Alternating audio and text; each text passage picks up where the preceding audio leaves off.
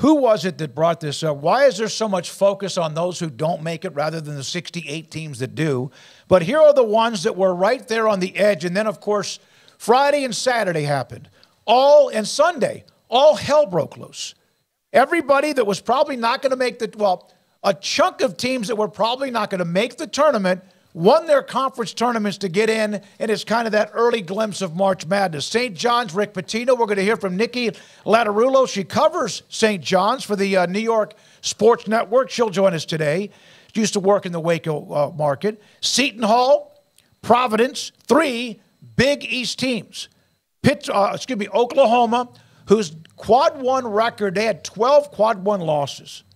12. They played a good schedule, but they just had so many losses. Indiana State, which you thought was going to be a mid-major that was going to get in and maybe do some damage. And then also there's the ACC with Pitt. Indiana State just straight up got their bid stolen. I mean, that's what happened. I mean, they did nothing other than not win their conference tournament to deserve to not be in it, especially since they were like 28th or 29th in the net, whatever that was.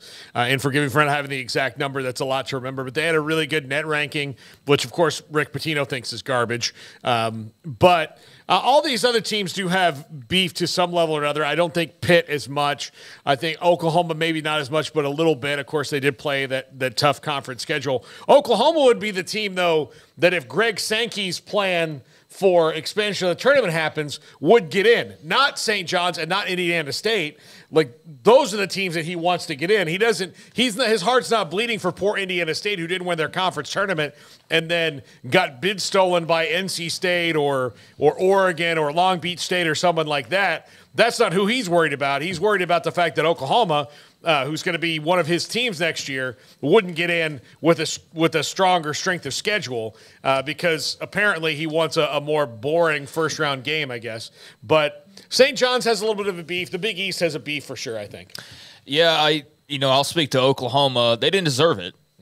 they didn't deserve it. You had yourself on the bubble. You knew that going into the Big 12 tournament, and you didn't go and do anything. In fact, you kind of rested on your laurels a little bit, and you didn't go out and grab the bull by the horns. For lack of a better term, I know with Texas you think of horns. That's maybe not the best comparison with Oklahoma, but they didn't go out and earn that spot. You can't just expect it to be given to you. And so I think Porter Moser deserves a little bit of criticism for the way they handled it there at the end. And there's a lot of Oklahoma fans just unhappy with their style of basketball and just the whole mood really around that program in general. So that'll be something to continue to just watch moving forward. But, yeah, I mean, there was a lot of disappointed people when the Sooners didn't get their name called. But did I not ask every single one of the people that we interviewed last week about Oklahoma on the bubble, like, do you think Oklahoma's going to get in? And pretty much everyone thought so. Yeah. But, just the way the tournament played out, I don't think you can be shocked by that. So, yeah, that's unfortunate, and I hate it for those who got their bids straight up stolen. I don't think that was the case with Oklahoma.